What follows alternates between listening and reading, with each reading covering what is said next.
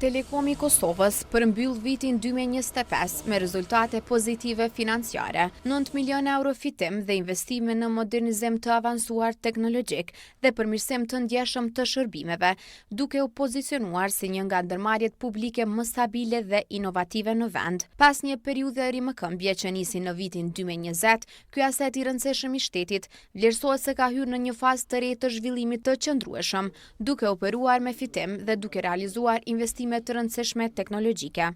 Kemi përfundu, komplet modernizimin e rrjetit të valës, kemi bërë ndrimin e kodit shtetnor, njëkohësisht jemi në fazën e planifikimit dhe optimizimit të gjitha BTS-ave në tërë territorin e Republikës së Kosovës. Gjatë periudhës janar nëntor 2025 Telekomi ka arritur fitim neto 8.3 milion, që është diku për 18-19% më lart se periudha më njëjtë vitit kaluar.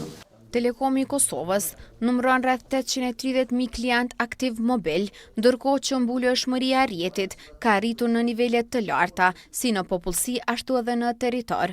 E në shërbimet fikse, Telekomi mban rreth 8.5% të tregut, megjithëse 38.700 klient aktiv. Përgjatë këtij viti, janë investuar mbi 12 milion euro në zgjerimin e rrjetit optik, me 27 punishte të përfunduara dhe 41 të tjera në proces.